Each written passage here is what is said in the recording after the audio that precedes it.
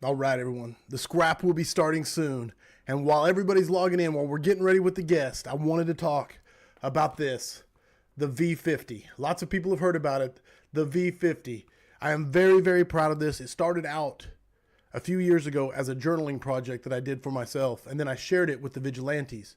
And over 70 vigilantes did the first trial run as we did it together. And then they helped edit and revise it and form it into what it is now, the V50 that you currently know, all about conquering yourself. And it really is. The V50 is about this right here. It is body, mind, soul, and goals. Body, mind, soul, and goals. You set goals for yourself each and every day. The system is built in where you can set up each day that you want to set up. And then you prove to yourself that you are who you say you are. It's the V50 commitment. I'm super proud of it. You do it for a 50-day commitment, a 50-day commitment of the V50, body, mind, soul, and goals. And you prove to yourself that you have the ability to set goals and then crush those goals, proving to yourself you are who you say you are. It's a great way to build confidence. It's a great way to be a more effective person. So I'm super proud of it. The body, mind, soul, and goals. It's all explained in the front of the book. And there's instructions all about conquering yourself. You can see this is a scoring page from deep in it as I traveled through the V50 at the end of last year. I'm now in my third iteration of doing the V50, and it will make you, it will form habits for you. It will make you a more effective person if you are willing to take on the commitment and complete the commitment. So I'm excited about it. I wanted to share it. The V50, Conquer Yourself. You can find it on firehousevigilance.com. Of course, the Vigilantes can find it in the Vigilante Swag Shop. V50, Conquer Yourself.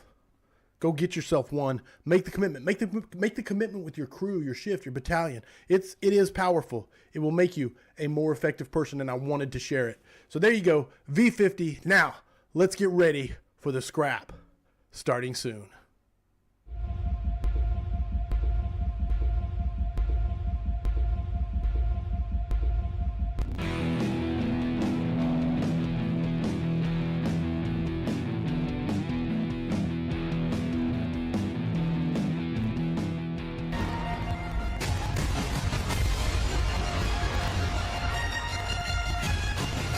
Going live.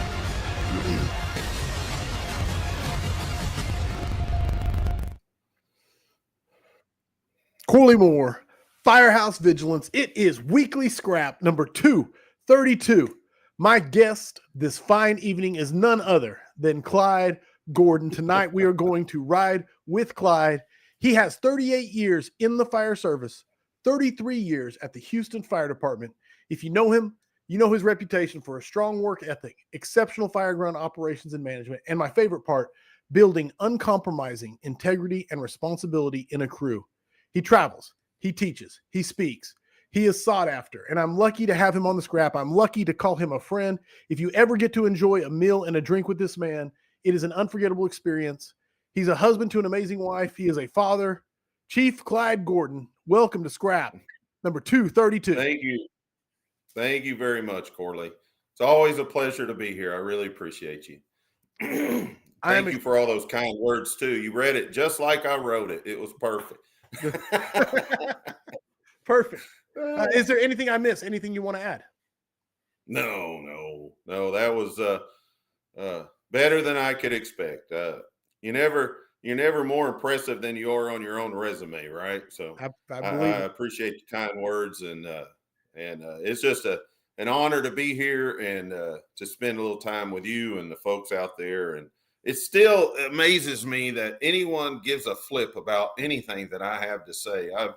I've loved the fire service my whole life, and I've always talked about it, enjoyed it. And for someone to spend 5 minutes or an hour to listen to something I have to say still floors me. So thank you very much.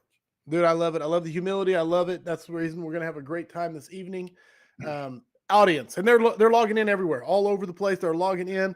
There's a ton. I'm going to catch you up. Good evening, everyone. Robbie Cox is checking in from Florida, from Cody Brooks.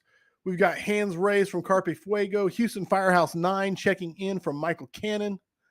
Good evening from Illinois, James Griffin. And I'm proud of myself for not saying the S in Illinois. Absolutely. And everybody tonight, for the first time in a long time, since the beginning of the scrap, 200 or so episodes, the scrap is on Instagram live. So we'll be getting questions also on from Instagram. So please get your questions ready. Sam is out there looking for your questions on a lot of the platforms. I'm going to try and keep track of Instagram. We're going to see how this goes. Let me see. Yeah, there's so many logging in and so much hype. Chief, Miss, I don't even know who that is, but said Chief is the Sam Elliott of the fire service. So that's a pretty good compliment, right? Man, I'm trying. They try to make me cut it off, but I try to avoid them like the plague. So just got to walk the other direction when you see them coming. Oh man, I'm running all the time. Now let's talk about the beautiful sponsors. The OG sponsor of the scrap, Key Hose. Check them out online at keyhose.com. Follow them on Facebook. Of course, the Affordable Drill Tower. It is firefighter owned and operated. The only thing that you can't do on an affordable drill tower is live fire. Affordable Drill Tower. You can rappel, stretch hose lines, go through the stairs, go through the floor, do window bailouts, cut holes in the roof props, use the apartment balconies, pump into the FDC or flow water from the sprinkler system. Call Steve or Dennis or 55 Tower or drop an email to info@affordabledrilltowers.com. FirestationFurniture.com provides a complete line of quality furniture for your firehouse. They are firefighter owned and operated. They understand the strain firefighters put on furniture and offer furniture that's built to last. Visit www.firestationfurniture.com for more information. FDIC International is taking over Indianapolis April 15th through the 20th, and you have to be there to experience it. No other event brings together the fire service industry like FDIC. With over 34,000 fire service professionals, hands-on training covering the latest in technology and technique, an expansive conference program, and nearly 800 leading manufacturers displaying their products and services. It's not a regular trade show, it's FDIC International. Register today at FDIC.com and use the promo code SCRAP with an exclamation point. So there you go. Sponsors are done. People are logging in. People are posting their questions. Kyle is here. He says, sorry I'm late. Ramagus is here. So Kyle is fielding questions. Brother, we're ready to do this. As long as he doesn't ask me any hose questions, we'll be good to go. No hose, but nozzle's okay? Just no hose? From Kyle. Kyle's my nozzle nerd, man. I just relay everything people ask me to Kyle. Just send it to Kyle. That's a good nozzle nerd to have in your pocket. I can promise you that. Man, I tell you what, that guy's sharp. No, there's no doubt about it. And to know him is to love him, 100%. And if you take his classes to love him. Let's talk. I'm going to kick it off. I'm going to kick it off with the broadest topic I think we can start with. One I know you're passionate about. One I'm passionate about, but it's training. Training. Yeah, absolutely. One word training. Take it whatever direction you want to go. Everybody, Kyle's here, Sam's here, I'm here. We're all ready for your questions. So if you have questions for Clyde, send them. All right, ride with Clyde. Let's talk training. Yeah, well, I mean, I don't know how you expect to be good at this job if you don't spend time training. Now, I'll be honest with you. In 1990, I know half of you weren't born, but when I came into Houston Fire Department, we didn't train, or very rarely.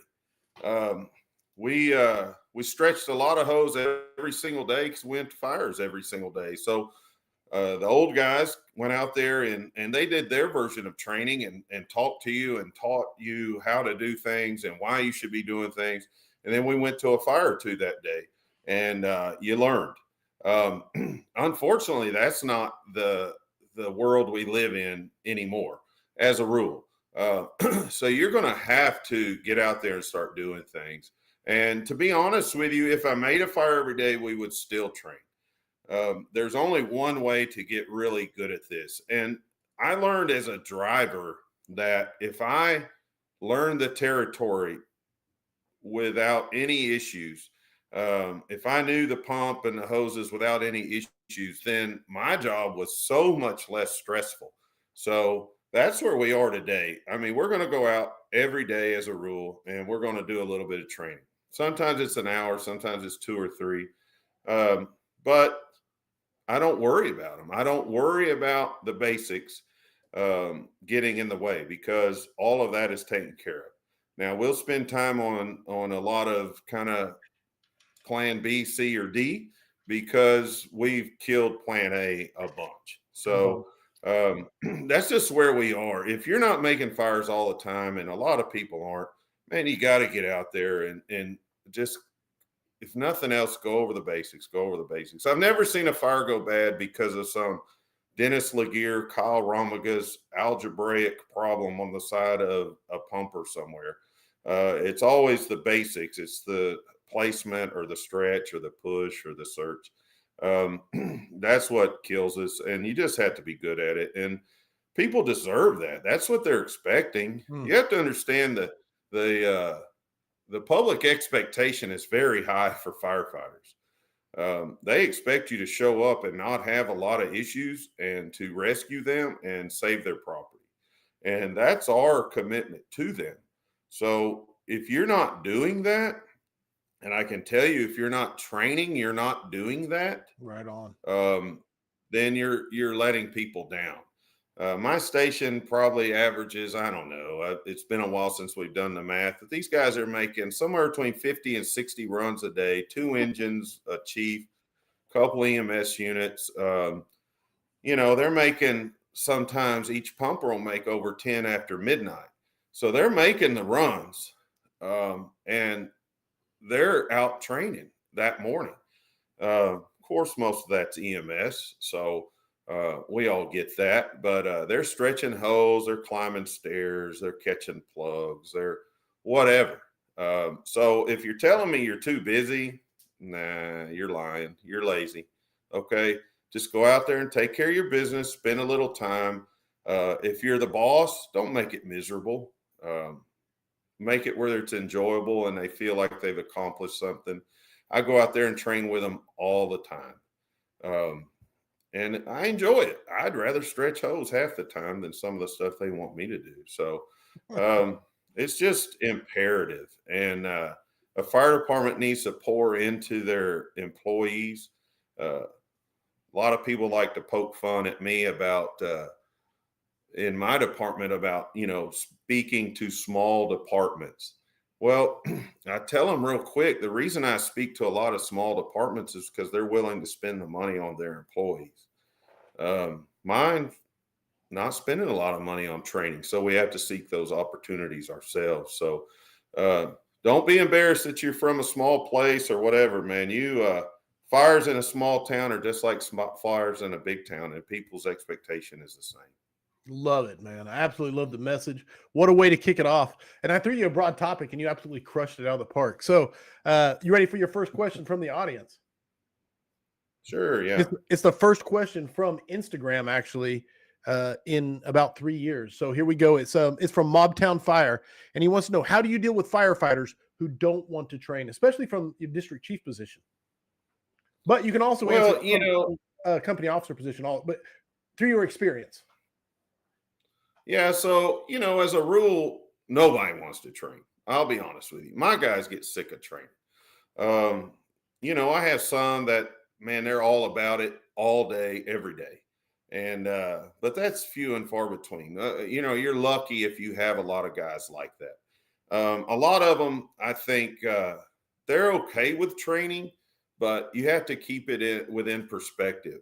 If you're that guy that wants to drag them out there for 8 hours, you're going to lose them and they're done and they're going to be pissed off. Okay. And, like I told you, my guys are running hard. So, they need a nap, they need dinner, they need a break, they need time to decompress. But I think I just have always, even when I was an engine company officer and everything else, I just set expectation. We're going to train. If you don't like to train, in the Houston Fire Department, there was 100 other places you could go work, because I don't have the time, or I'm not going to allow you to drag us down to a point to where we can't provide the service that people deserve. So if I worked in a smaller place and I was the boss, set expectation. This is what we're going to do. And I think if you make it enjoyable and where they actually learn things and you're not just beating them to death for hours and hours at a time, you'll see buy-in. Sometimes it takes a little while, but you'll get buy-in. If not, they'll go work somewhere else. I don't allow people to lower my standards to theirs. I'm going to raise you up to my standard. And then I hope you raise me up to your standard, which is higher than mine. That's the goal. I've always worked at busy houses because I don't have a lot of those issues. Those guys know that there's certain things we're going to do every day. But you know what? At 2:00 in the afternoon, if my boss comes over, he's probably going to catch me on the couch next to you watching something stupid on TV with my shoes off, half asleep, because we've done what we need to do that day. And right now we're just staging, waiting on whatever the evening brings. What's going to we're going to eat 3 good meals a day. Those type of things. It's a culture. You create a culture. As the boss, you create a culture that those guys are very important to you, but the citizens are even more important. You're going to train them. You're going to hang out with them. You're going to feed them good. We're going to have good times. And you'll be amazed what they'll do for you. If I'm going to give you everything you expect from them, is my experience. If you expect nothing, they'll give you exactly that. But if you hold them to a high standard and they understand why they're held to that standard, man, they'll knock it out of the park. Woo! I love it. I absolutely love it. I have like 4 sound bites already in the first few minutes. So I already absolutely love it. Expectations. You talked about expectations, which is one of my favorite topics in the fire service, in leadership in general. And one of my big takeaways is that when you let those expectations slip, when you let them become, especially the basics, but when you let them become like a question mark at the beginning of the day, that's where it starts to really slip. And they're like, oh, are we going to have to do it today? Oh, we're not. Okay, yay. Right. And then the next shift, are we going to have to do it today? Oh shit, now we have to do it. And that's where it starts creeping in. And it's not on purpose. It's just a gradual decline. It's just human nature, and the guys are tired and they do make a lot of runs and EMS and all that. We got every excuse in the world. And there are days, I'm not lying to you. I mean, we take a break, we do a roll call every morning. I like to pray in the morning. I like to talk to the guys in the morning. And it's just what we do. A lot of stations don't do it anymore. But I give them the rundown of the day and what we're going to expect. And sometimes it's like, hey, man, we're not doing anything today. We're going to take it easy because y'all been getting hammered. And I think they're okay with that. But they know the trucks have to be clean. They know the station has to be clean. They know they need to stretch some hose or do something. And it's just expectation. But I'll tell you, I was told by a good mentor of mine, Chief Miller, that every once in a while they need to see you kick a chair, because I was upset that I had lost my mind one evening. And I probably could have hurt somebody if I'd have got my hands on them. And from all the leadership books, you're not supposed to do that. But he told me, say, Clyde, every once in a while they need to see you kick a chair. And, firemen are just that. They're like kids in some way. I love them all, but they push you and they'll see what they can get away with. And every once in a while you got to snatch a knot in them. I'm not everybody's cup of tea. I show up and a lot of guys don't like me. But it's because I demand a lot from them. And I hold them to high expectations. And if you don't meet those expectations, I don't have a problem with saying something to you because I feel like you have failed us and you failed the people that are out there. Boom, boom. Yes. Yes, absolutely. Mobtown Fire said, need more company officers like this. Need more district chiefs, battalion chiefs, you name it. We need more chiefs like this. Carpe Fuego coming at you says, Chief, if you could go back to the beginning of your career, back to the 90s, what is the one thing you would train differently? Well,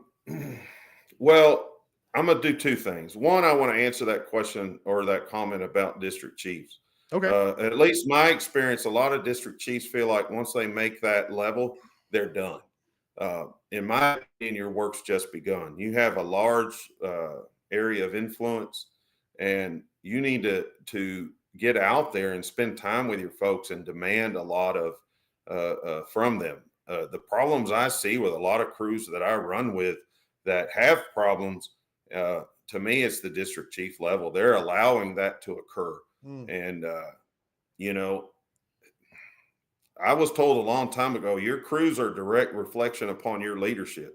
So if everybody sucks around you and they're your kids, well, guess what? You're allowing that to occur. So get out there and spend time with them. They'll get used to it. Uh, they will. It takes a little time, but when they understand where you're coming from, they don't have an issue. None of my guys, I don't think, have issue with me being around anymore. But Right. anyway, I'll switch in. Going back to 1990, I think I would just know more about what I did. I'm going to be honest with you. Mo and I joke about this all the time. You guys are so much smarter than we were. We were two big country boys that someone said, you know, I tell people all the time, big, dumb, and strong. That's all HFD was looking for. Big, dumb, and strong. And them officers, they loved it. I was big enough to do anything they needed me to do, strong enough to hold the line by myself, pumping 180 pounds, and dumb enough to go anywhere they told me to go. So that was really it. I didn't know anything about hose. I didn't think anything about nozzles. I didn't know anything about flows. I didn't know anything. So it was walk through the front door. When your helmet and your face piece was covered in orange, you open the nozzle, which was trying to blow you back out the front door. The fire went away and we walked out the back. That was it. It was all about bravado and swinging your you-know-what's over your shoulder. And I don't want to hear you bitching, moaning, complaining. I just want you to go in there and put the fire out.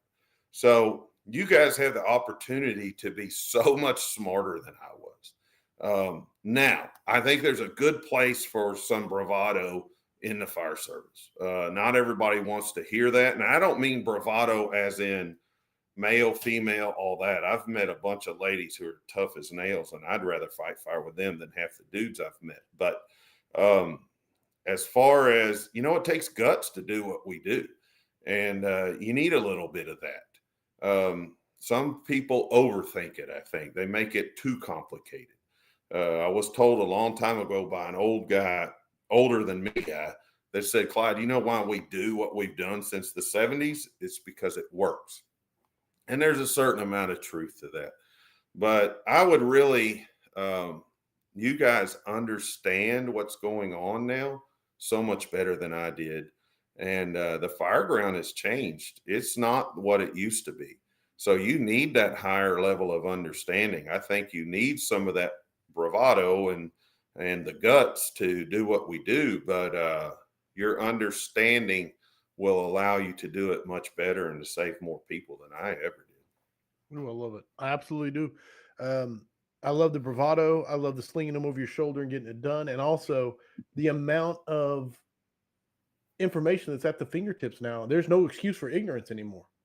Never. No reason for it. I see people who fail at certain tasks that we need to do, and like it really upsets me because there's absolutely no reason. It's somebody not holding you accountable to that.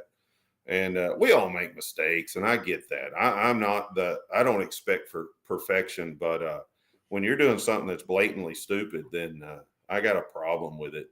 And you know, somebody's not out there sharing that information with you, or you're not seeking it yourself. If you're just sitting waiting for it to come, it's not going to come. And you need to be good at this. And people are counting on you. That's what, you know, I've had a lot of situations in my life. I'm older than a lot of you. And, you know, I've had significant losses in my life. And I will tell you that changes you to be empathetic towards what you're truly there for.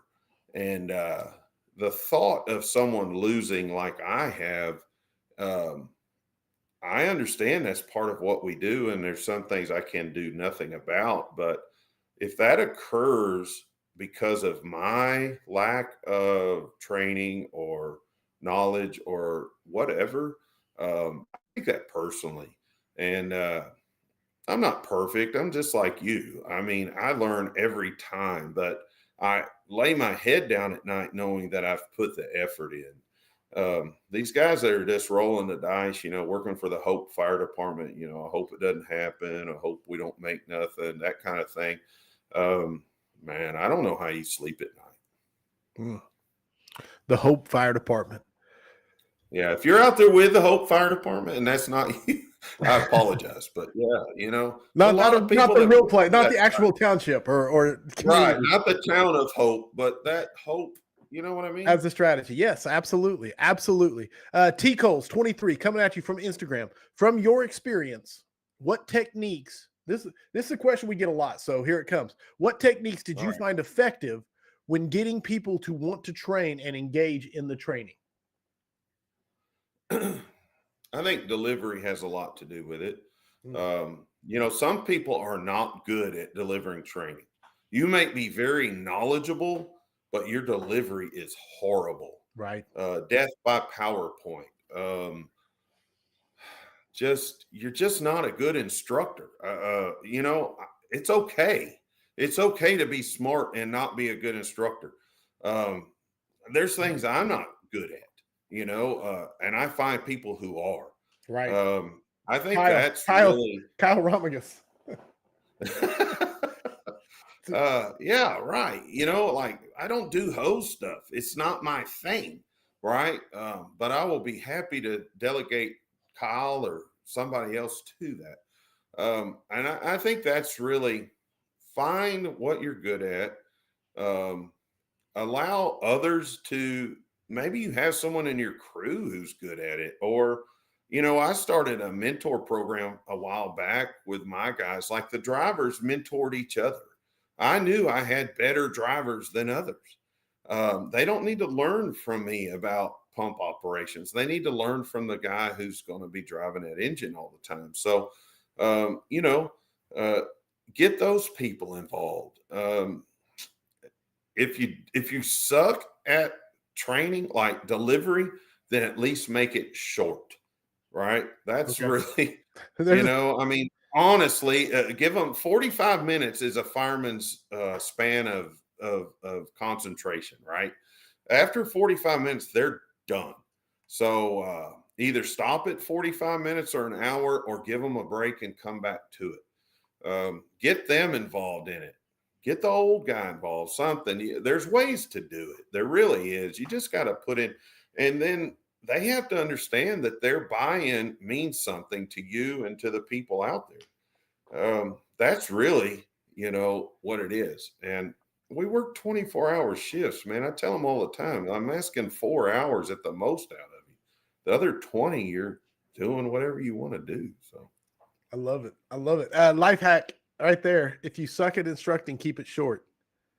So I tell people all the time, I'm not very smart, but I'm a good storyteller. I can tell a story that people like to hear. So I don't know how smart I am, but my stories are good. Well, not everybody has good stories. So, keep it short, keep it simple, show them a few things and move on. I love it. I'm going to sit there and say that. That's my answer to everything. Everything Kyle says, I'm just going to say I love it. Scott Hoke Jr., he has a long question here. A long question. It's like a paragraph long, but I'm going to summarize. I'm going to summarize and throw it at you because I think this is a great question for you, actually, because he has a whole long story in front of it. But basically, the question is this: what advice do you have for the guys doing the right thing? Okay, let me try it over. What advice do you have for the guys doing the right thing to keep up with quality training? But there's a lot of drama going on in the department, and I know Houston Fire Department might know a thing or two about drama going on. That's why I wanted to paraphrase. So if there's a lot of drama going on, what advice do you have for people to keep up with the quality training and avoid the issues interfering with it, the drama? So I will tell you right now, I'm a huge target. Okay. And it used to bother me a little bit, but now I'm going to be perfectly honest with you. I don't give a shit. I can't put it any more blunt than that. I'm not responsible or have any responsibility towards those people who want to talk trash about me or give me a hard time because I'm selling a t-shirt that's got a quote on the back, or I'm on the scrap today. People want to tear you down. And what I say is you're doing it for yourself, your family, and your brothers and sisters around you and the folks around you. So when I pull up and people are giving me the stink eye and they want to talk all their trash, or I see it on Facebook, or guys I know send me, hey man, these guys are saying this about you on a text, I don't give a shit because I feel like I'm doing what I need to do every single day. The people that I respect, that I care for, like me, and they care for me. Um, Most of these people, what do you call them? Mutts, right? Most of these people, man, who cares? That's all they've got to do. It shocked me not too long ago that this particular crew, they had on their 5 days off, all they had to do was worry about what I was doing. That it like blows me away. Um, it's stupid. Uh, what I do is sit and the hashtags and the shirts and all that. It's fun, um, but I don't care what you think of me because I'm there for other people. Uh, my guys, they trust me and I trust them. When I pull up, I know there's nobody. I'd rather make every fire in the city because, in my opinion, we're going to do the best we can do. And there's a lot of crews out there. Mo's got them, and there's a bunch out there. But man, I just don't care. Do what you do, man. If you're training and you're trying to be better, do what you do.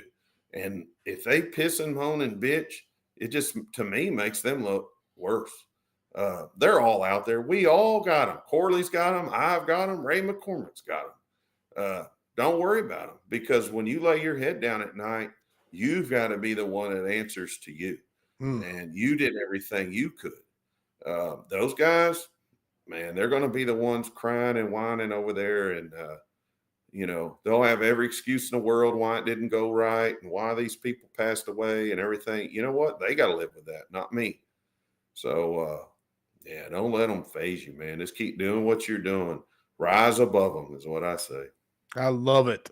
There you go. That's going to be what I say over and over and over. Andrew Feskins wants to know, what's your best training for maintaining calm, soothing command radio voice? So I got told a long time ago, just talk like you're bored.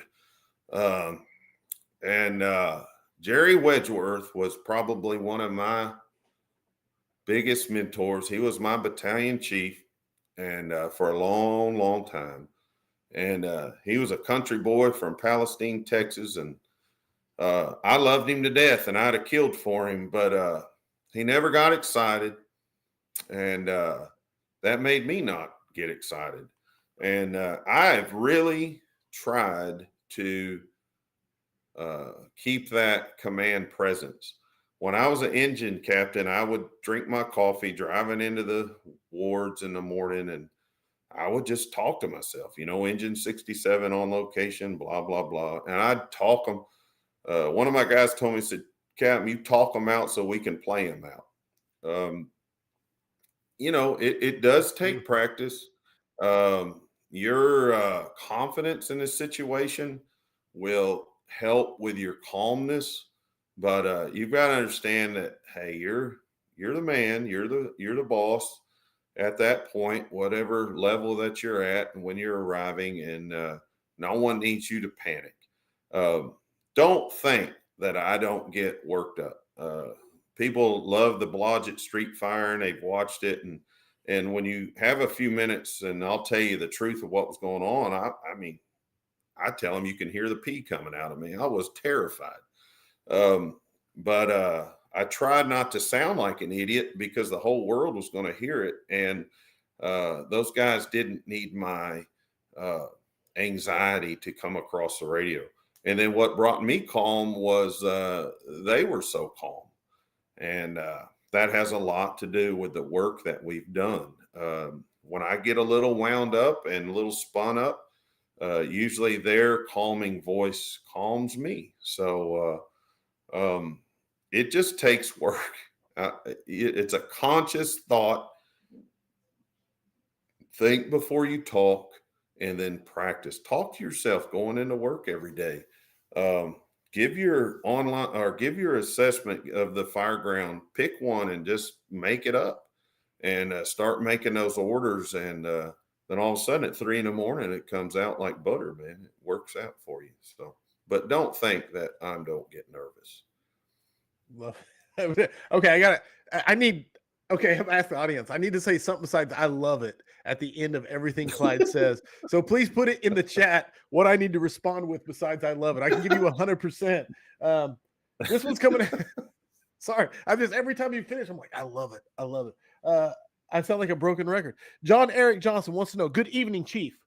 Could you explain the important? And I wanted to read this. Someone who was it that said this? I'll see if I can find it. You said rise above them when you were talking about the haters. And Jared Thronbury said new hashtag rise with Clyde. So it's a play on words, but I love it, man. Rise above them. Hell yeah, Chief. That came from Cameron Cooper. So rise above them is might be the next t-shirt you can do that everybody's like I need a new one. So that's awesome. Yeah. But John Eric Johnson said, good evening, Chief, which he's also, is it next week? Next week, John Eric Johnson is the guest on the scrap. So there's a shout out. But good evening. Nice. Yeah. Solid guy. Absolutely. I'm excited. Could you explain the importance in being an incident commander who is outside the car and that are in a position of opportunity to process critical information and make tactical decisions based on your senses? So inside or outside the car, what's your preference and then why? So, look, I work downtown. So 45 stories or 175 stories of high-rise operations, I can't get out of my car. I don't think there's any reason I need to isolate and because there's just a lot going on. Now, I've been around a long time. So running a single story, 2-story apartments, whatever, very likely I'm going to get out of the car. I like to be out of the car. I have the discipline to be able to isolate myself, not run around crazy going from the front to the back and the front to the back. I can get on a corner and stay there. I have developed a kind of a cone of silence around me. I'm lucky enough to have a driver, Michael Tamburillo, who's absolutely outstanding. He fields all the questions and does all the running for me, and the guys know to just stay away from me. So with that being said, I like to be out of the car. I can hear it. I can smell it. I can put my arm around you and instill some confidence in you and tell you what I need you to do. Hey, brother, I got to get you in that attic to stop it. It's running. And my eyes looking into your eyes, I know from an engine officer and a truck officer, that meant the world to me. If my chief had confidence in me, I would go to the moon and back. I like being out there. My guys respect that and stay away from me. I don't think there's anything necessarily wrong with you being in the car. This is what I don't want you to do. And a lot of chiefs in my department now are doing that, the younger guys. They'll park down the block and they'll give me alpha. Okay. So you just became a dispatcher. I'm running your fire. If I'm standing in front of it where everybody's going in and out, that's my fire. Right. You are now a dispatcher. I will not do that.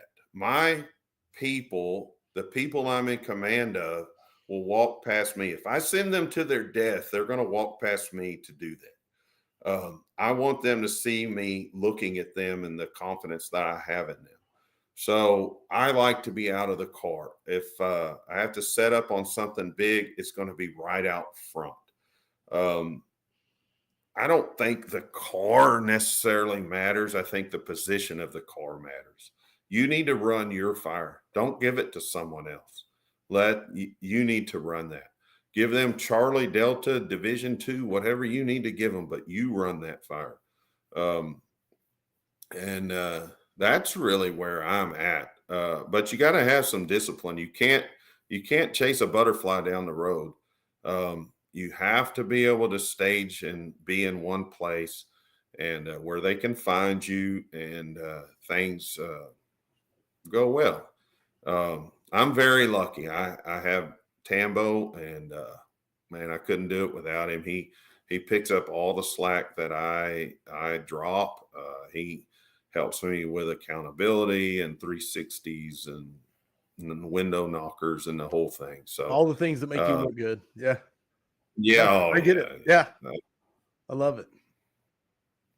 Hell yeah, brother. I'm using everybody else's now. Hell yeah, brother. Love it. Nailed it. Okay, I'm using everybody else's. Josh Davis. And that dude absolutely loved the answer. And everybody, killer questions tonight across the board. Yeah.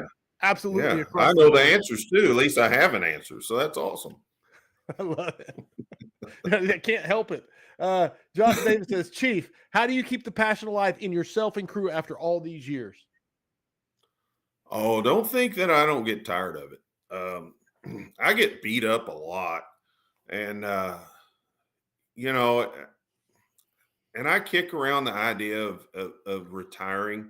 Um, but I'll be honest with you, I'm not going to let them run me out of there. If I leave, it's going to be on my own accord. And just because I feel like there's another chapter of life that my wife and my family deserve. But it, you go through highs and lows. I've done it my entire career. I have worked at a busy engine, and I swore I'd be leaving on the next posting, and we'd make 2 or 3 fires, and I'd be like, all right, well, maybe I'll stay a little longer. And, I stayed there for 20 years. So um, it happens. You have to just get out of your comfort zone. Man, I tell you what, these conferences are the best thing that's ever happened to me. Just being around guys who are into the job, and talking to guys who are into the job, and spending some time with my buddies, it rejuvenates me. I get as much from you all that you get from me. Um, I come back and I'm ready to do it again, all over again. So you need a break from it, but realize what your passion is. This is what God put me on earth to do.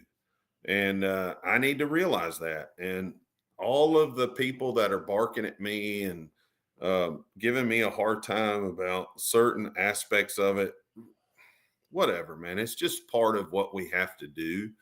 But man, them kids down the street, or the little old lady down the street, um, that's really what I'm there for. So um, Love you it. just pull up your big boy pants, and you just get out there again and realize, hey, man, this is bigger than I am. Um, and when you make a difference in someone's life, there's nothing better.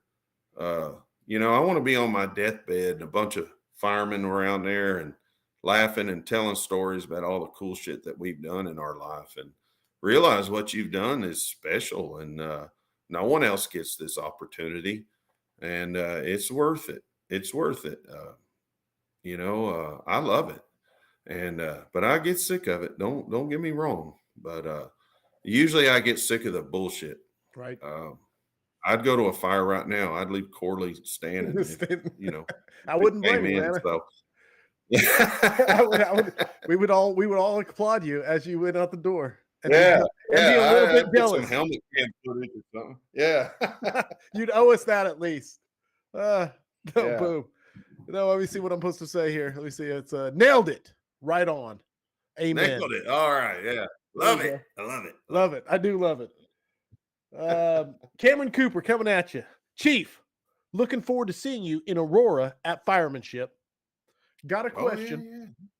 Got a question. Any advice or tips on getting a crew to go train when they don't want to and think that training the basics is futile because they're so basic?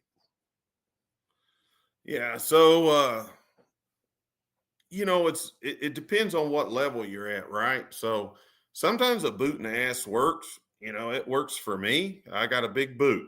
I like to tell a story. I showed up at a station and asked them, hey, how's the training going? What do y'all train on? I was new there. And so, oh, yeah, we talk about stuff all the time. Oh, okay, talking about it. Do we put our hands on it? And, oh, well, we talk about it. Every EMS run, we talk about it. It's okay.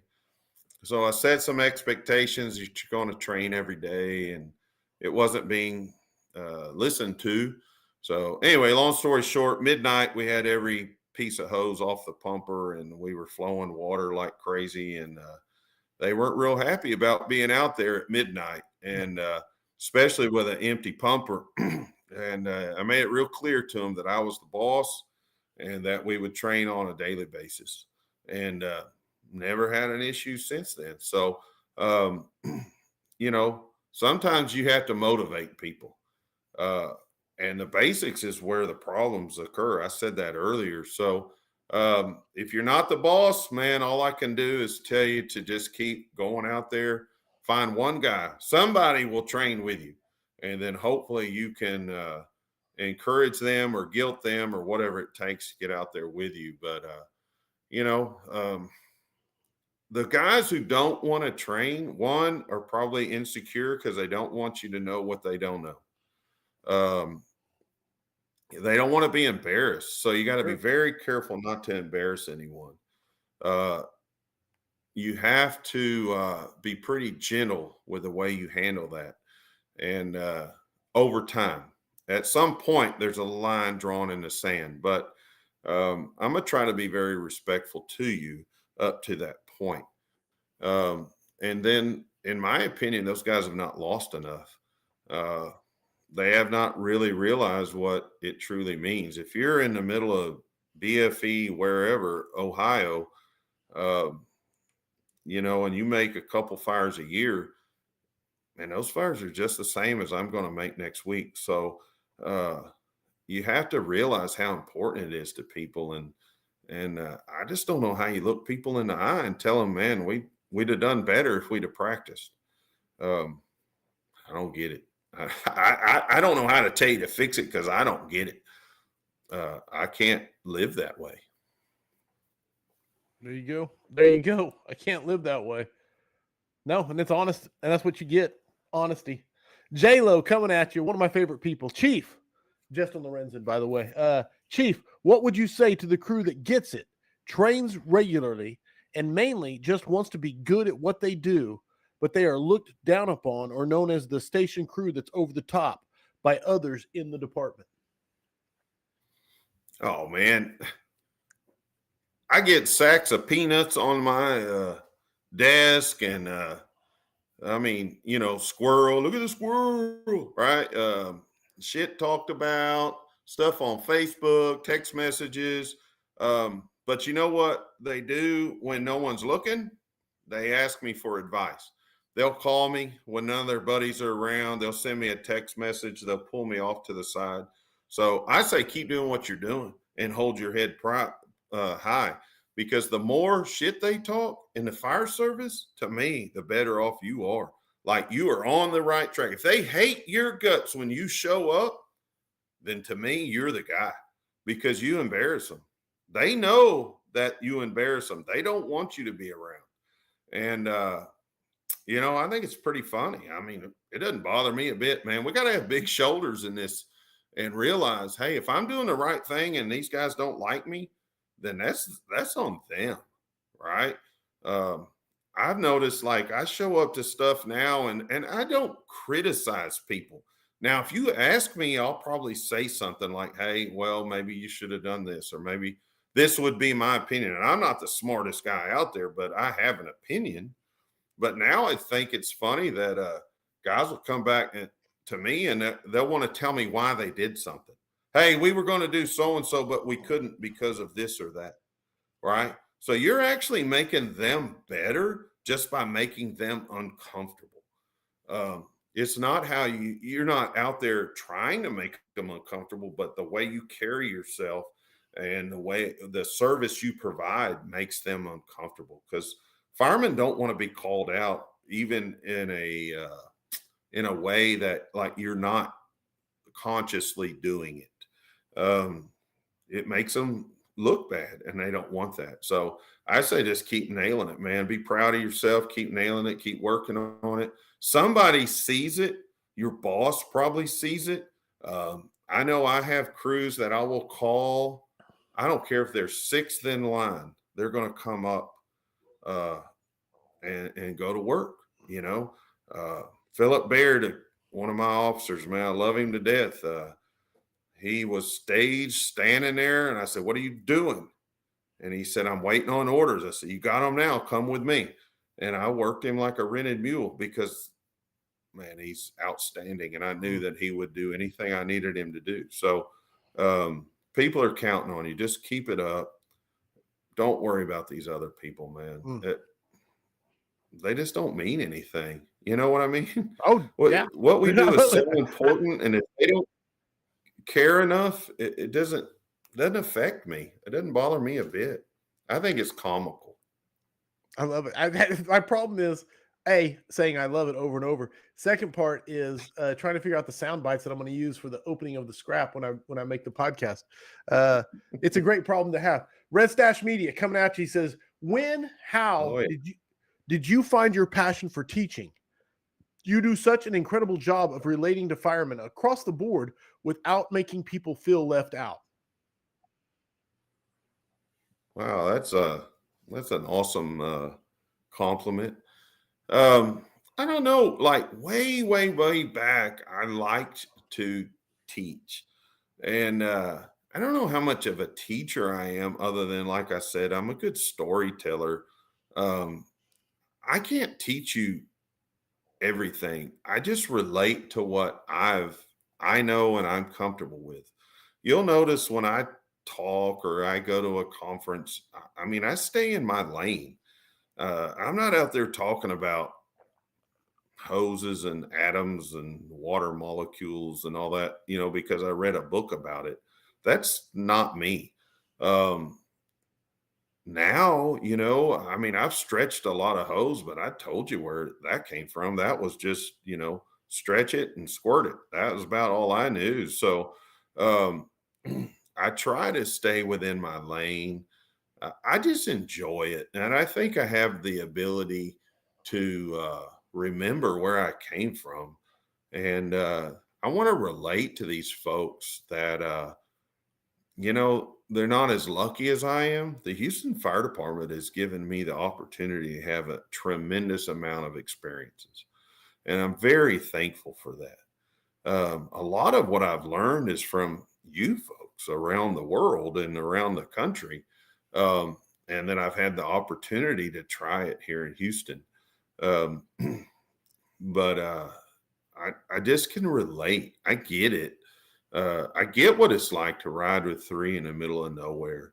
And I think my life experiences have given me the ability to be empathetic towards people, to feel what it's like to feel hopeless and helpless and confused and scared. And I just try to share what I know. And I truly love what I do. And I just want to make you better. If I have the opportunity to make you a little bit better, that's what I want to do. I mean, I don't have no arrogance or ego about it. I'm just a silly kid from Tomball, Texas that wanted 50% off on pizza. That's why I joined the fire service. As sad as it is.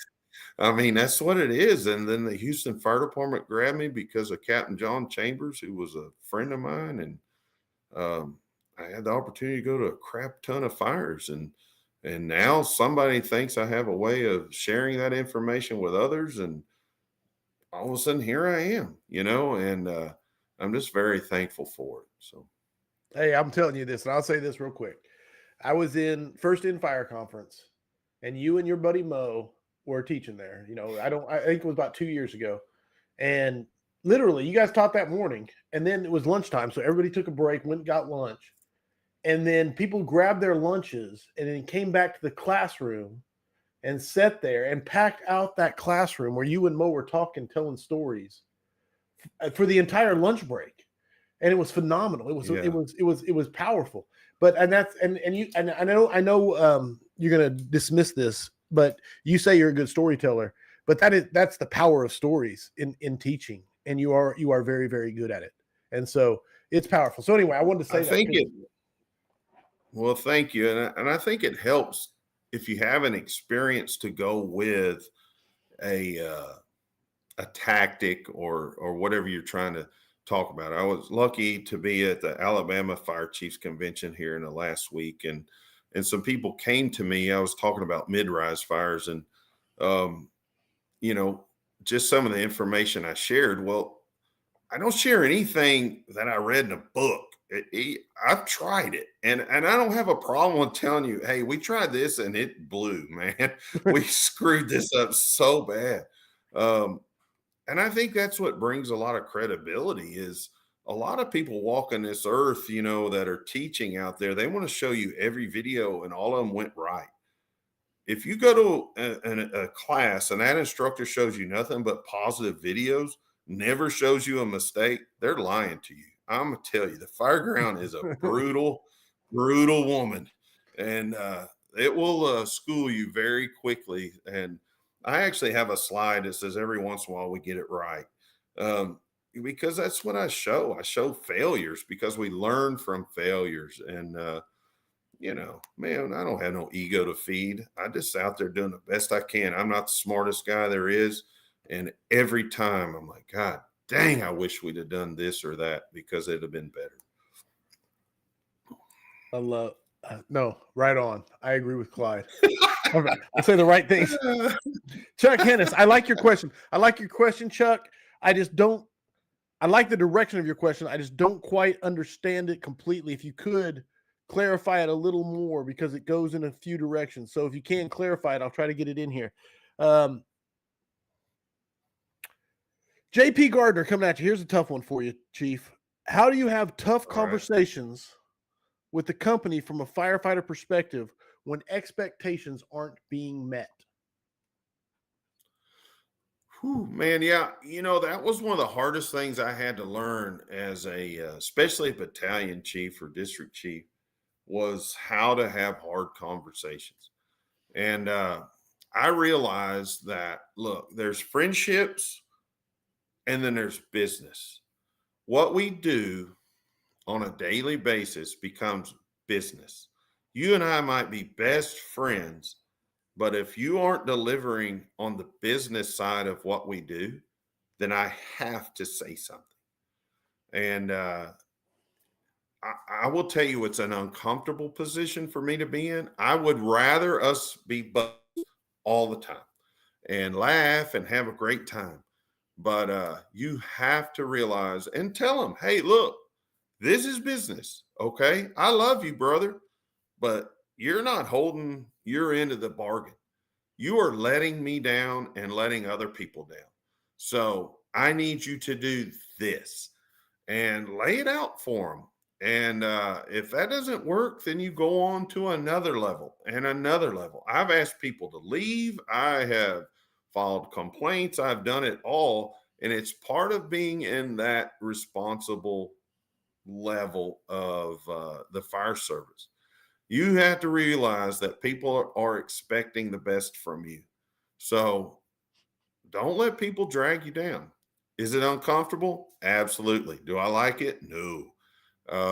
Does it suck? Absolutely. But hey, you just got to separate it and say, this is the problem. I need you to do these things to improve. We're going to meet back here in a month and we're going to work on it. I try to offer people, when people don't meet my expectations, I want to know why. And I'm going to help them reach those expectations. Some people just don't give a crap and they're going to be a problem. And you deal with a problem like you would any other problem. You deal with it. Kicking the can down the road does not work. Okay. I will tell you that. If you kick the problem down the road, it's just going to become someone else's problem. So deal with it. Be the person that they placed you in that position. If they gave you a promotion and made you a lieutenant or whatever, be that guy. You're not always going to be liked. It's okay. You'll be all right. Okay, hold on. One more time, Stan. Just one more. All right. Steve Kaiser. I don't know what time it is there. I'll ask later. Steve Kaiser wants to know, what is your go-to topic to train on and why? Most people think I do mid-rise and high-rise stuff, but I don't, to be honest with you. Most people want a leadership or officer development class from me. And that's typically what I do, probably my comfort zone. Tactical things for me, I can do tactics, obviously. That's not an issue. They're just not quite as much fun because it's hard to bring in a lot of stories and personal experience from tactics. You know what I mean? They're kind of cut and dry. But leadership stuff and things that I have been through and things that have worked for me is probably what I do most of. If you just ask me to come and speak at your conference, it's probably going to be on a leadership or officer development type scenario. I do talk about a lot of the mistakes that I've made over the years because I think they're beneficial for people and I want them to learn from it. I don't want them to make the same mistakes that I have. Some of the lessons I've learned are tough. So I share those things. I always share personal stuff. This whole fire service thing is very personal to me. And that's all I've known. I was 16 years old when I walked in a fire station. And so I share a lot of personal experiences, whether it's on the fire ground or just in life. I love it. I love it. I'm going to say I love it. It's okay. We're all right. We're all over it now. We're all friends. So. We're all friends. I've got like 4 pages of questions, so we're an hour. We're an hour in with 4 pages of questions. So I'm just scrolling. Well, hey man, I'm good. I'm over here enjoying the old Forester, and hey, we're good to go. So I'm looking to see which one I want to ask you. I'm scrolling. Dan Westerman says, say you're a newer company officer coming into a station with a new to you crew. New company officer, new to you crew. How do you like to set those expectations organically and not just turn the people off? That's not what they're used to. So what's your new approach? Yeah. So anywhere I've ever been as the new guy, you got to first give it some time. Don't come in like a hurricane. Okay. I had a new officer come in a couple of years ago and like he tried to change everything before lunch, you know. Guess what? The guys were not doing it. They were like, whatever, dude, take a hike. So I've always given it several weeks to just kind of see, right? Maybe Monday was just a bad day for them. Give them a little time, see where they're at. And then start just very slowly. I will tell you, it probably takes a year to 2 years to truly turn a crew around. Now you can come in and do it in 2 days, but they are not going to be very responsive to that. So for permanent change and things that you can be proud of, it's going to take a little while. So I always just wrote it out, man. Keep your mouth shut. Watch what's going on. Find the leaders in the group. Who's really running the place? See what their problems are. And then pick one and start working on it. Once you get that one done, then you move on to something else.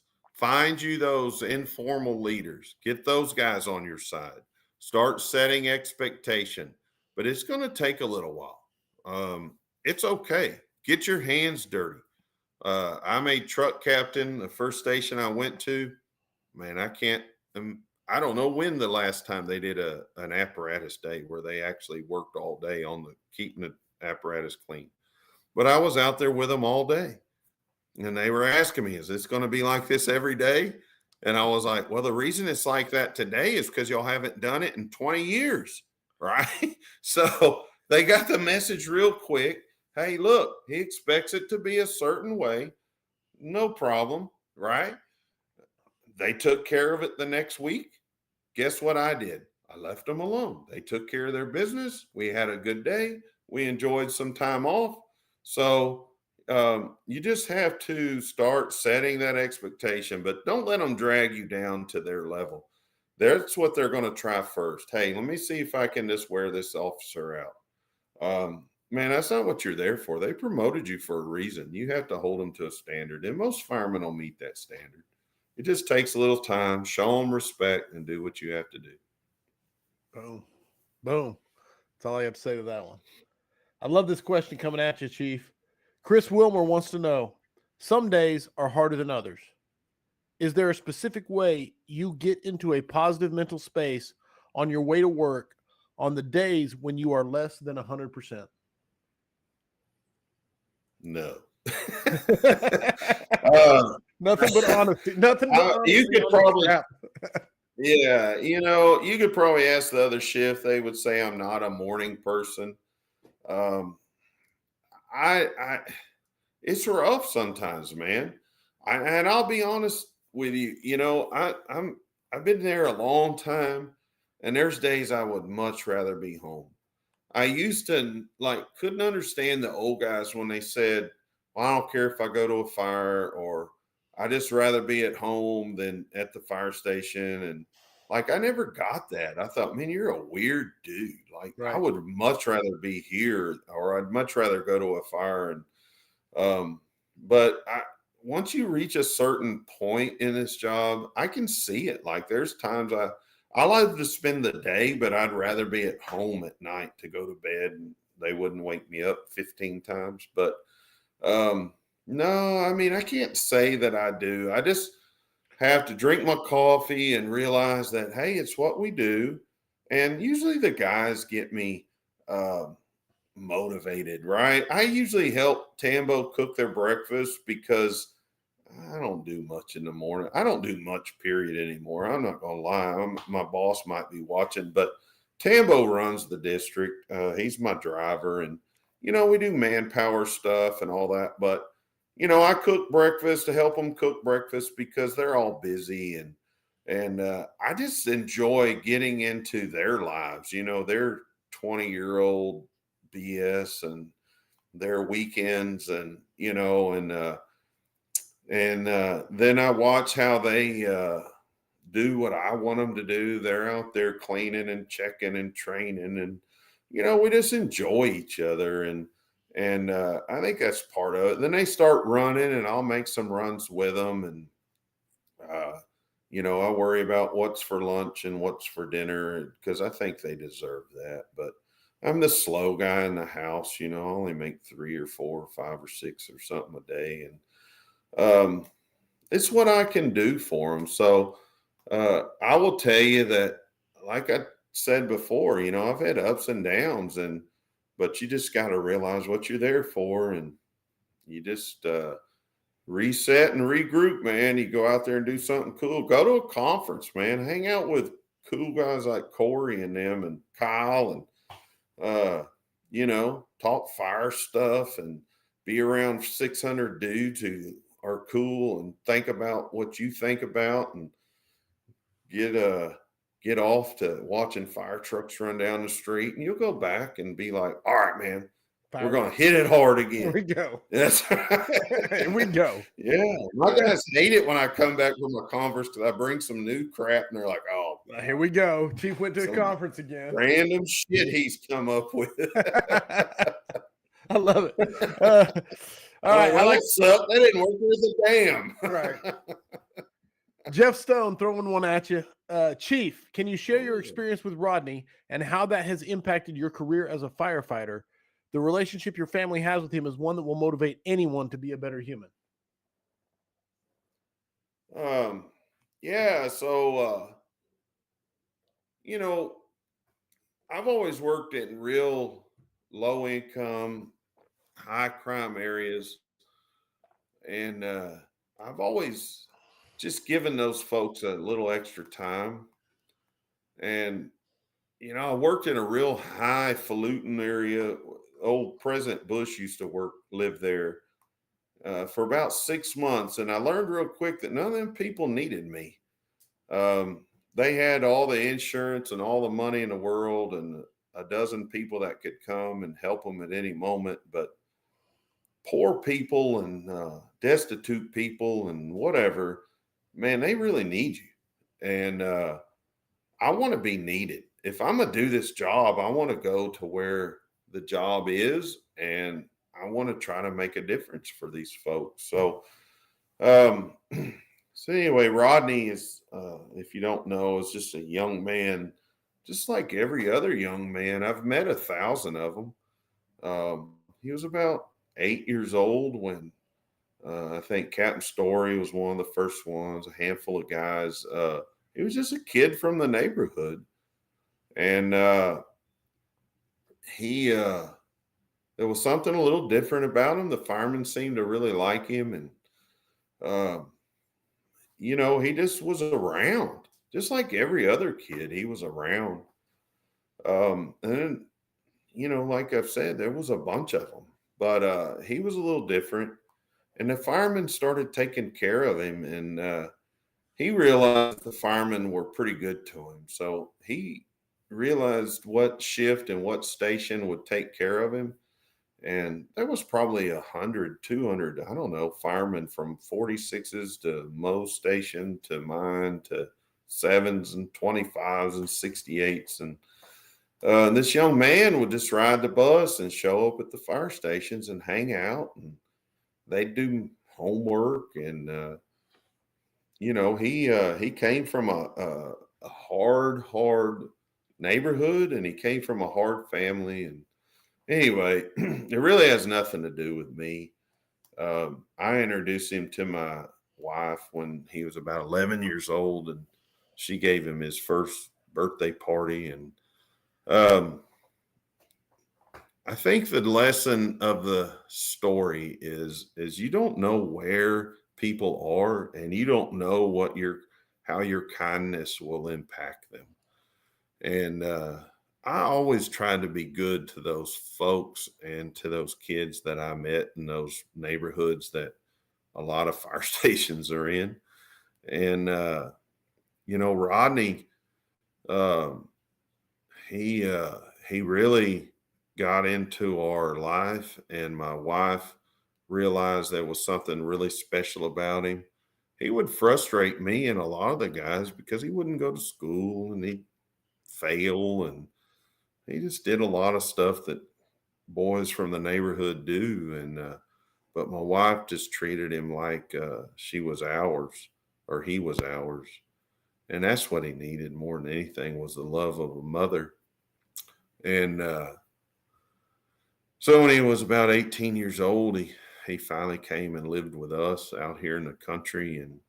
And now he's 20, and he's a Marine. He's a machine gunner in the United States Marine Corps. And we couldn't be more proud of him. He's my son. Um, and I think really what it boils down to is you guys have a way to impact people, and you have a ministry or whatever you believe. It's okay with me. Just be kind to people. And you just don't know where people are coming from. When he was 8 years old, he met Kevin Story. And if you don't know Kevin, he's one of the meanest guys you ever met, but he's got this heart the size of Texas. And who knew that Kevin would be the entrance for Rodney into the Houston Fire Department? And then guys did math with him and everything else. And his life has been completely changed because firemen were kind to him. And this is a kid that was saved. I mean, he had no reason to do well. He had every excuse to do poorly, and he's done absolutely outstanding. And he's a completely different person. And watch, he will be somebody. He is somebody now, but he will be. He wants to go into politics and everything else. He will be something absolutely amazing. And it was just because firemen were good to him. And I think we all have that opportunity just to be nice to somebody. And you don't have to adopt a kid from the hood, but be nice to them.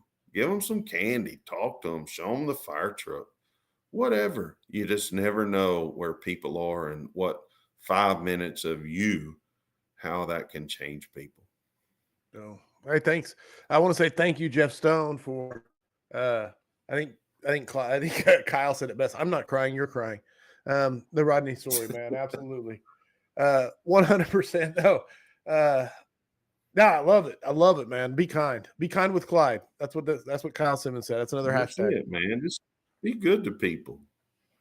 I We love see it. people in their worst possible situation, and And you can be hard. Like, I get it. Like, you can be a badass.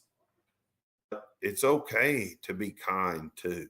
Just because you're kind doesn't make you weak.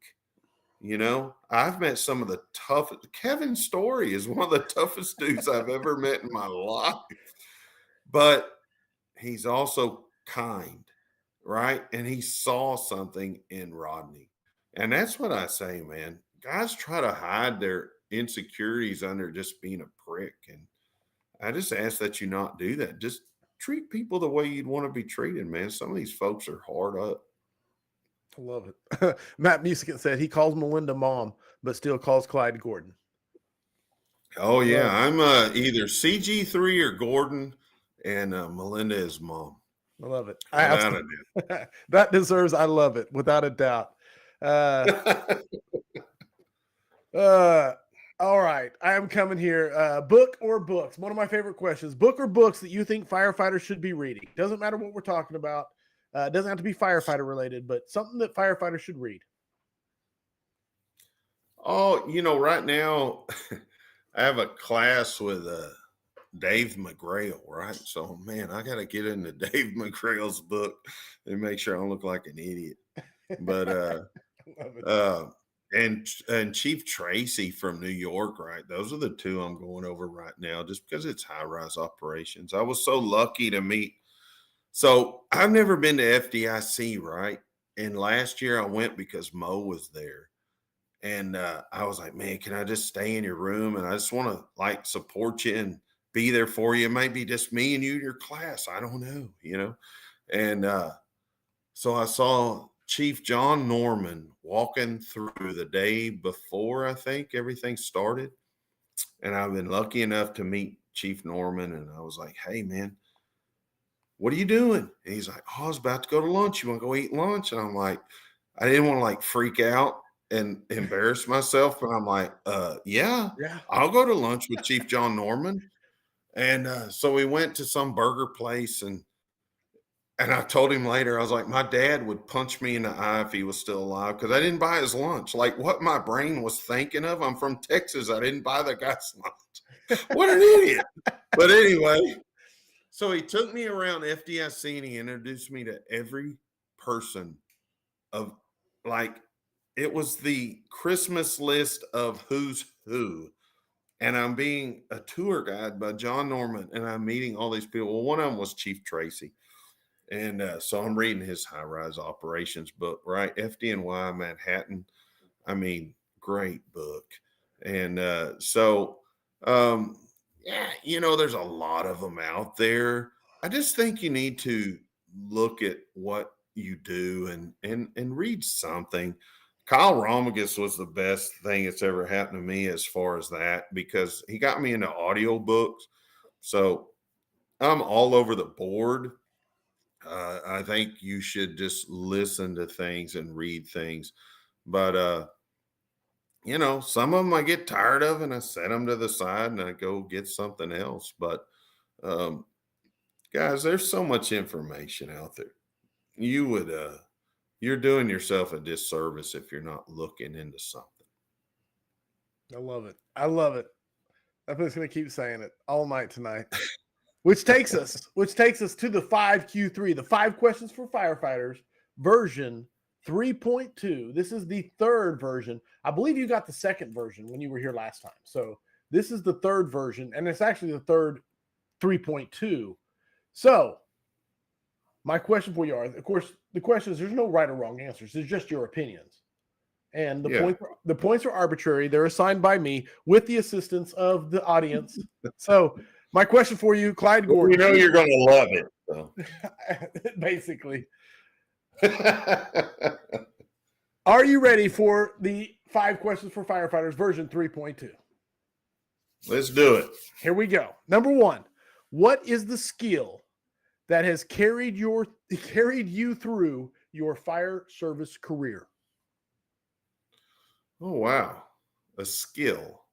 I think remaining calm has been a skill. It has been something I've worked on. It's something I concentrate on.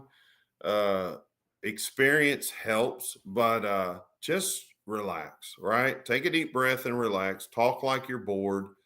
Um, and I gain a lot of that confidence from the guys around me.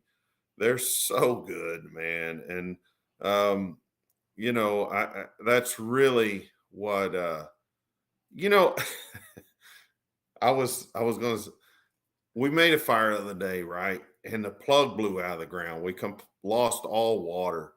And I had to go defensive, and I hate to go defensive. I had to pull them all out because it takes time to reset, right? As soon as we got water again, I was going to send them back in, and they asked me, said, "Why'd you go defensive? You don't typically go defensive." And I was like, "Because I knew you guys wouldn't come out if I didn't pull you, if I didn't make you go defensive." And Jason Martinez is the captain at Sevens, and he was like, "Man, I was getting some badass footage on my helmet cam," and I was like, "That's why I had to go defensive, is because you won't friggin' listen to me and do smart shit." So anyway, I mean, you got to work with these knuckleheads, but I think just remaining calm. I didn't get too worked up about that, and they know, but that's a learned skill. You have to work on that, and the confidence of them around you will help. But they know when I'm a little anxious and I want them to really get in there. So. No, it's absolutely max points. Easiest max points I've given in a while. And if you don't believe it, like go and Fire Station Furniture, I believe they posted the YouTube clip of the Blodgett Street fire where you have Chief Clyde Gordon's radio traffic en route. And That's the first fire I've ever made, by the way, as a battalion chief. So I'm not like, people like it, but I don't.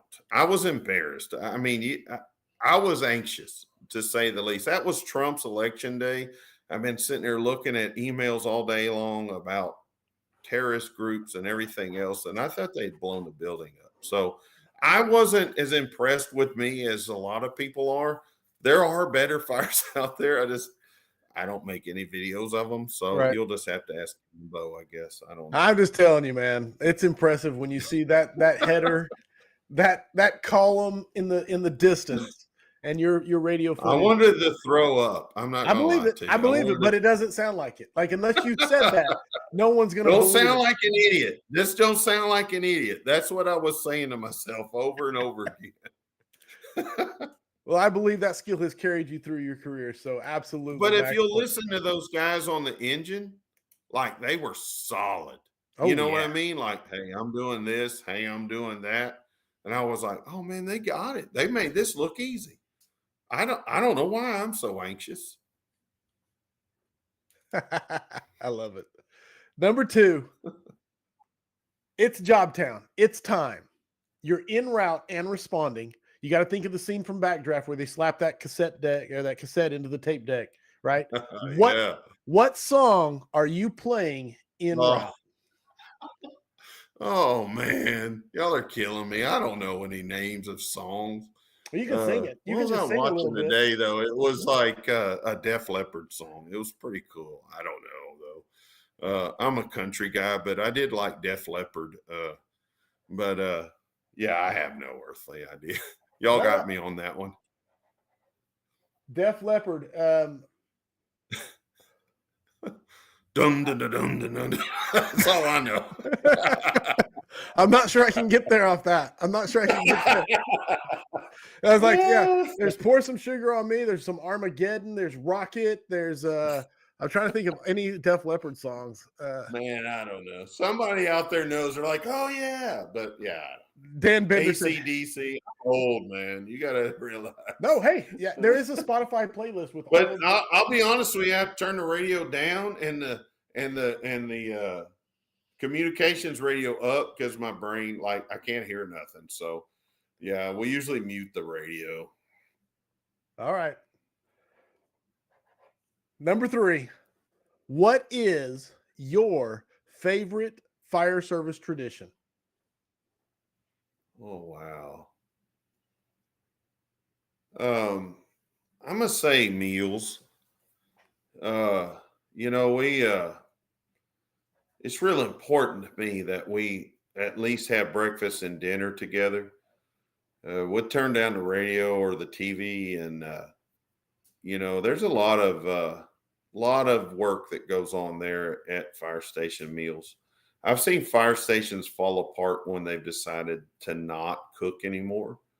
Um, I started going before Tambo to the store, making the store run and doing some of the cooking just because I was the slowest engine or the slowest company in the house. So, um, and guys laugh and they like, man, I've never seen a chief ever make the store run or do any cooking. And I'm like, what else? You know what I mean? These guys are busy. So it's just something I can do. Tambo likes to cook, I think, but it's very important to spend those meals together. We're family. Mm. So we don't have phones at the kitchen table, and we spend some time together. There's 16 of us there, so it's hard, but we need to have a connection because it's important. And as long as I'm there, we're going to eat good. My first captain told me, he said, man, Clyde, you never know when you're going to go down in the big one. So make sure that you eat good. So I like to eat. So we eat good. And I love it. I think it's real important. No, absolutely. Meals, the table, the dinner table surrounding and the fact you said we're family, man, 100% max points on number 3. Number 4, this it's one's family time. So this one is on the clock. Sam will put the clock up there so you can see it. The audience will see it. You have 1 minute to answer. And this one is because we get no honorable mentions, no second places. You get 4 people to put on your Mount Rushmore of the fire service. Oh, good Lord. And go. Man, I've been so lucky to meet some of my absolute heroes in this fire service. I watched Ray McCormick, Mike Champo, John Norman. Golly, I don't even know all of them. On Facebook and fire engineering, and to be able to spend a few minutes with those guys. These guys have done things that I have never even considered doing. Um, I'm just so honored that they call me friend and call me and hang out with me, and you know, uh, you know, there's just so many. I'm just trying to Todd Edwards, Steve Robertson, uh, J- uh, Fisher. I mean, there's a million of them, but I'm just very thankful to all of them that they spent a few minutes with me. And time. That's a great answer, man. Too many to even begin. You did say these are the names that were mentioned. So Champo, McCormick, Edwards, Robertson, Fisher. Those are the ones that were mentioned. So just on the record. But I get what you're saying. How do you pick? Yeah, I mean, how do you? It's such a ridiculously unfair question. It is, man. You put me on the spot because somebody's like, "That's bullshit. He didn't tell me." I'm like, "No, really." You're one of my favorite people. Mike Dugan, oh yeah. How'd you leave Mike Dugan off that? Yeah, I don't know how. I don't know. Jeff Cool. I mean, God dang, give me an extra minute or two. Yeah, give me a second. I will give you max points just for the sheer passion behind the answer. Number 5, the question. It's the same question. This question has never changed. Heavy fire, searchable space. Would you rather be assigned to the nozzle or first in on VES? Look, man, I'm not going to lie to you. I love being an engine officer. Probably because some of it was a little less thinking involved. But I like just stretching a line and being that guy.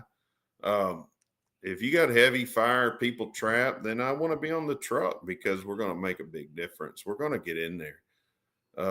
There's no reason for us not to get in there, or very rarely is there a reason.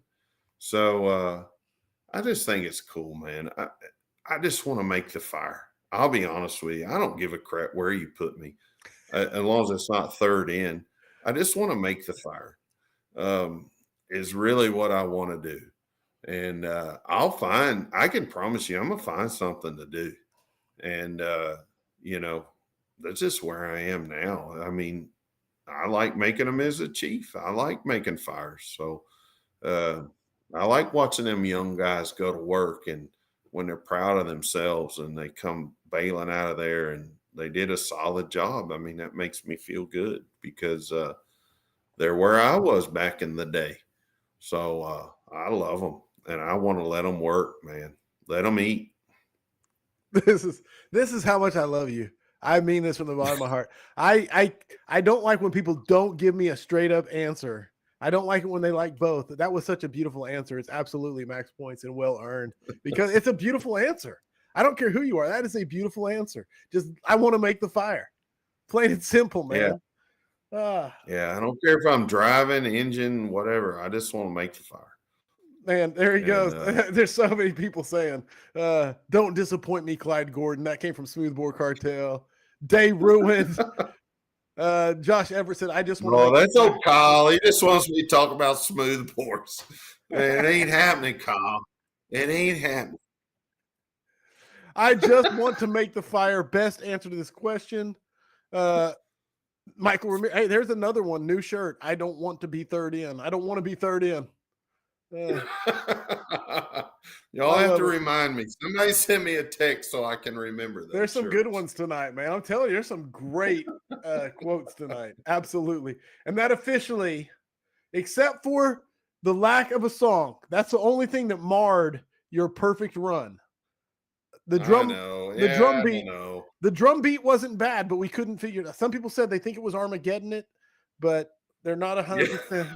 They're not. I don't know. I'll have to look it up. I don't know. I'm not that guy that can remember all those. I'm just like, oh yeah, I like that one. Yeah, I like that one a lot. Okay, it did. Just being honest, it did mar the perfect run on the 5 questions. I know. Yeah, that is what it is. Can't be perfect. I've never been known as perfect. I can assure you.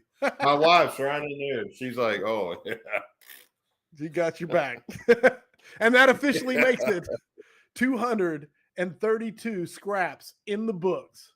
Clyde Gordon, thank you.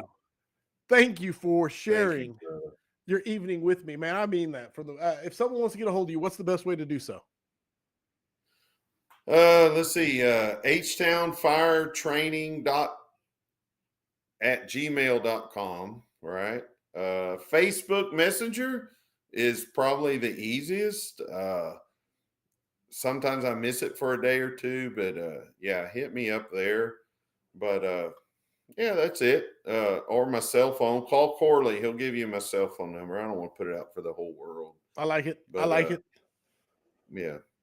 No, absolutely. There we go. Housekeeping. Go to firehousevigilance.com. You can get everything there. PDFs from classes. You can get the book list of every book that's ever been suggested up to a certain episode. I need to get a link for the Spotify playlist of all the songs that have been suggested by the guests. It's out there. There's a Spotify playlist.